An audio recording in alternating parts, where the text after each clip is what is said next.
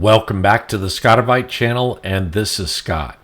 Well, I used to tell system admins that work for me that I didn't really care if they did backup at all. However, I did care if they were able to restore things in the event of a loss. So today I'm going to discuss a little bit about the features with backing up Incus containers. So I have a previous tutorial that is entitled Incus Container Snapshots, and that's worthwhile to go look at. Snapshots are a point-in-time backup, and they're stored inside of an Incus container, and so they use Incus pool space.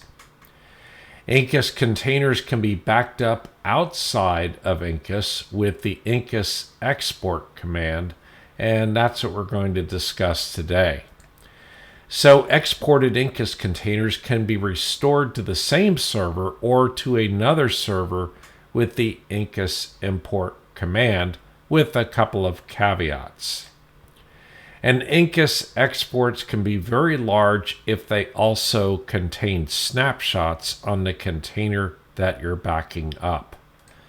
So let's go see how to use the Incus import and export commands. Here we are on my desktop demonstration Incus server, and the first thing I want to do here is an Incus list.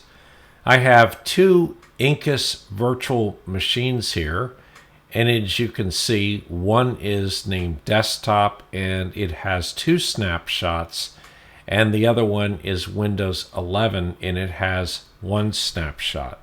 And I'm going to use the simplest command I can to create an Incus container also with the Incus launch images :ubuntu /22.04 container 1. And that will go ahead and also create a container here. So now if we do an Incus list command, I have the two virtual machines in Incus, and I have a container in Incus. I'm going to move into a temporary work folder I've created for the purposes of this demonstration. And the first command we're going to do is an export, or an Incus export, and we're just going to list the name of the container, which is container 1. Note that at the time that we performed this export, the container was running, and we can see that with an Incus list command. And when you do the export command, it will temporarily pause the container and then allow it to be backed up. That being said, depending upon what you have running in that container, you might want to stop it before you actually perform the export backup command. So the resulting file, if we do an ls-al, is container1.tar.gz. The export command produces a compressed tar archive, and if I open that archive, you see in here it creates a folder called backup at the top level. And if we look inside of backup, we'll see that we have an index.yaml file and then also all of the contents of the container. I find it a little bit interesting to take a look at the index.yaml file, and so we'll look at that here. And this is what's required to basically recreate that container that we just built. It is all the YAML that is associated with actually building that container and restoring it to what it was. And so it defines the network adapter, it defines the root path, which of course is in the default profile, and it describes which file pool it's using. If we close this YAML file and we head inside of the container folder, you'll see that it has the root file system, and it has other information down here as well. And then it also has a backup of that YAML file that we just looked at, along with really just the basic metadata file as well. We can take the container1 export file to another system and restore it, and it will be running there just fine. The main caveat is the fact that we have the default profile over there. And consider if we had the bridge profile on this and we moved to a target system, we would also have to have the bridge profile of the same name. If you did an import and the bridge profile was in the original backup and you moved over to a target system that did not have it during the import, it would tell you that it could not find the bridge profile and the import command would fail. So what would happen if I did an Incus import on this container that we just backed up with the Incus import container tar.gz? If I type that, it will go ahead and say it cannot restore the volume because the volume already exists on the target. So we can leave a space and call this container2, and it will restore that backup as container2 on our system. And if we do an Incus list, we now have a container1 and a container2. If we start container2 with an Incus start container2,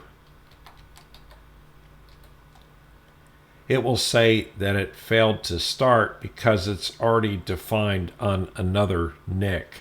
And remember, I said that it backs up the NIC address for this particular container.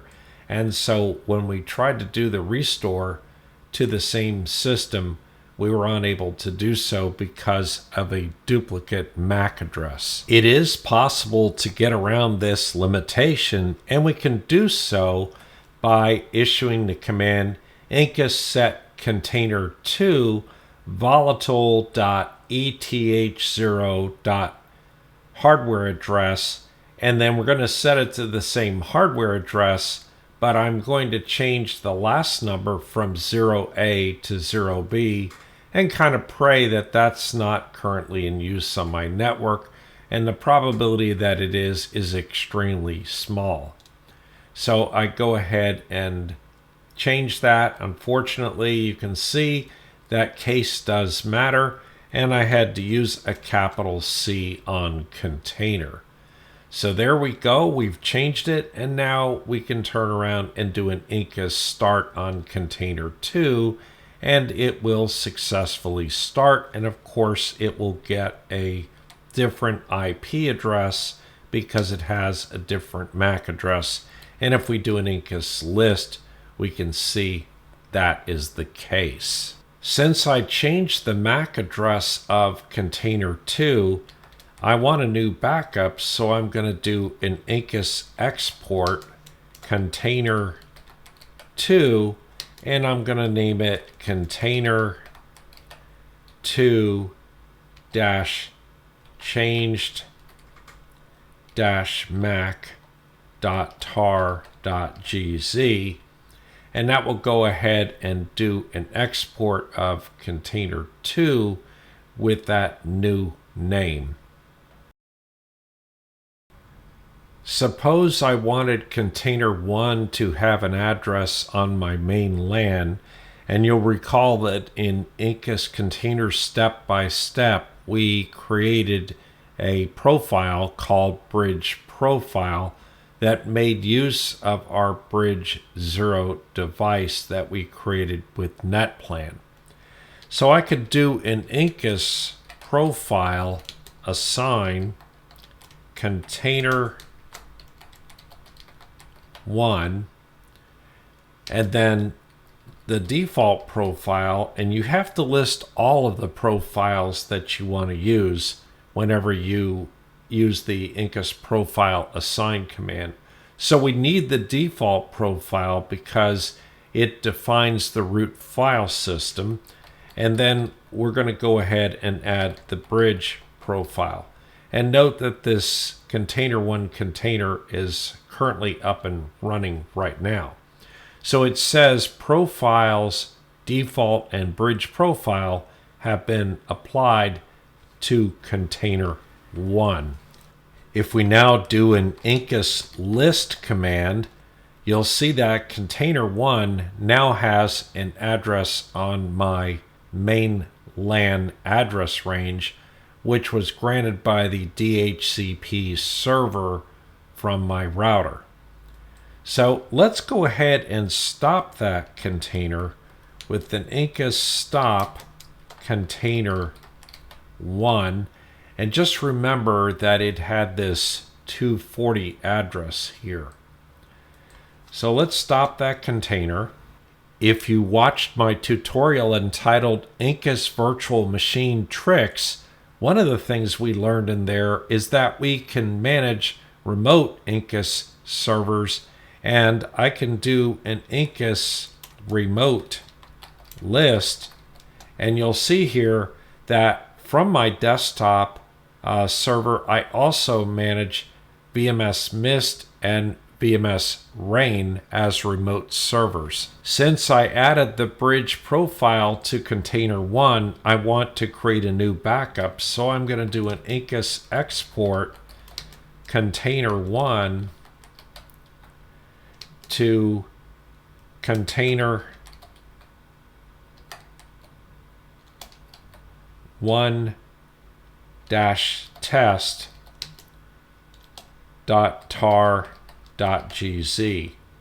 just to have a different name.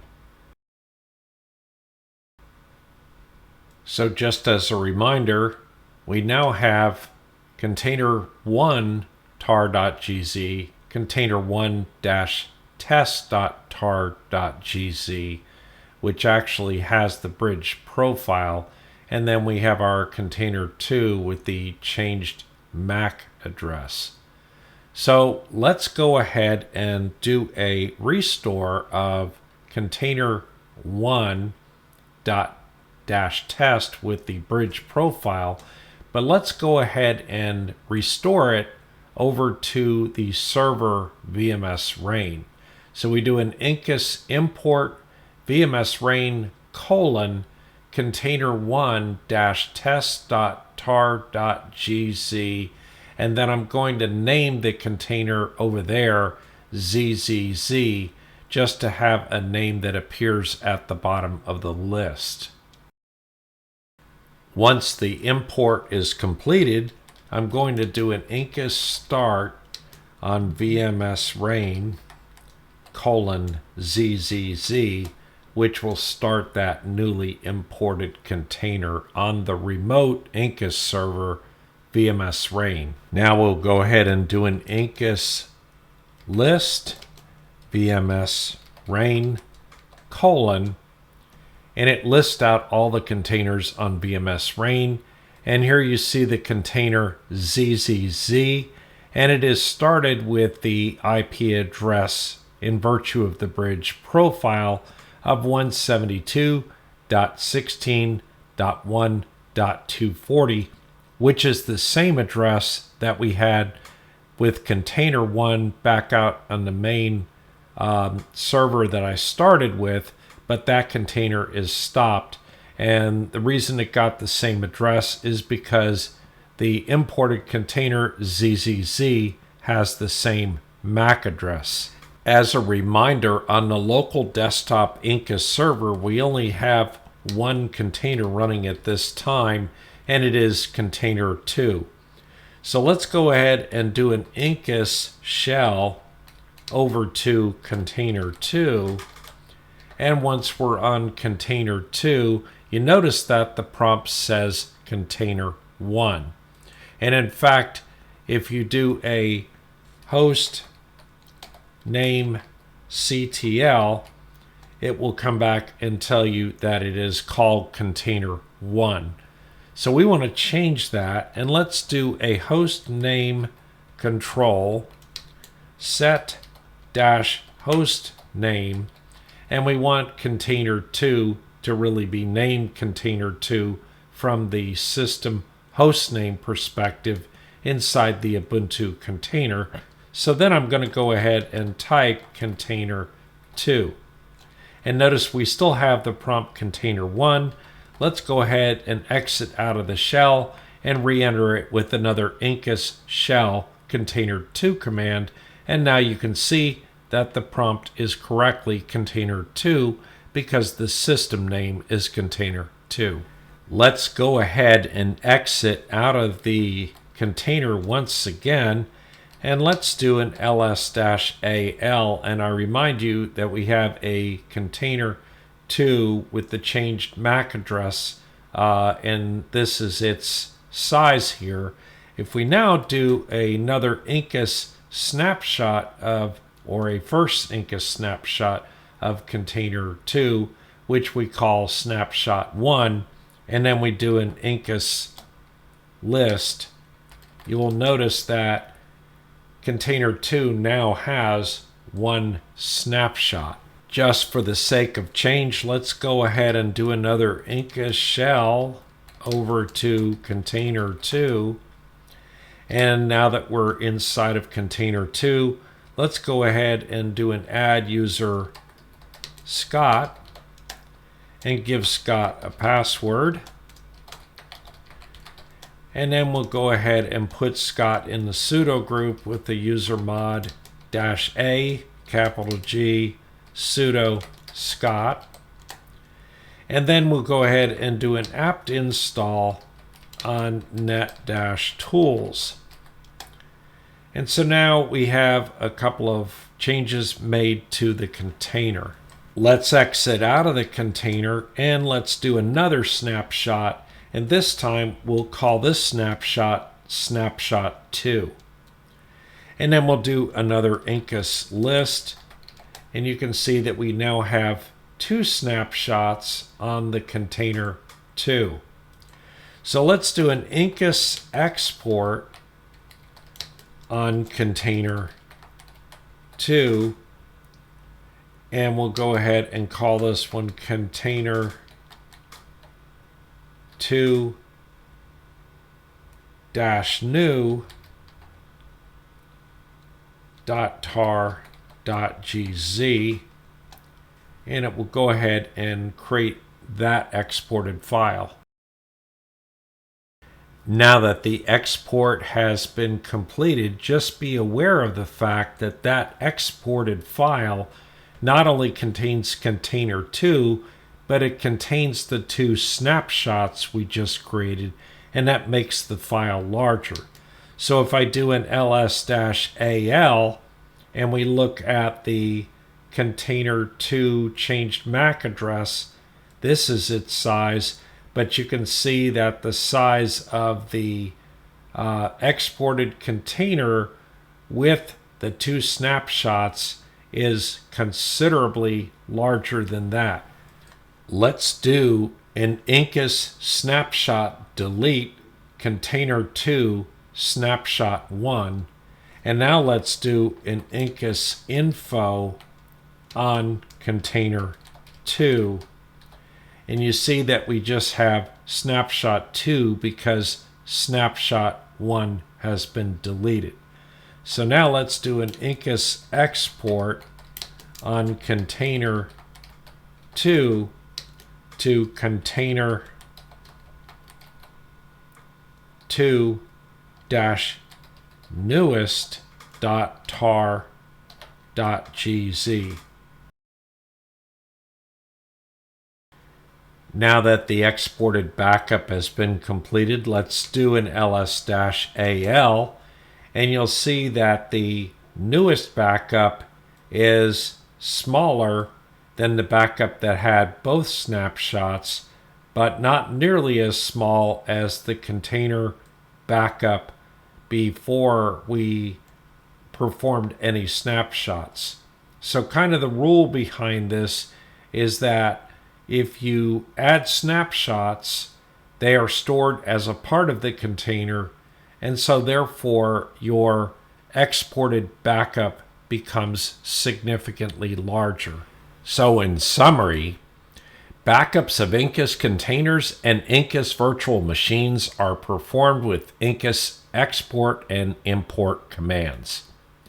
Backups are stored completely outside of the Incus storage pool on the Incus server on which they are running. And backups can be restored to the same server or a different server and will retain all of the original settings, including the profiles and the hardware addresses of the network adapters.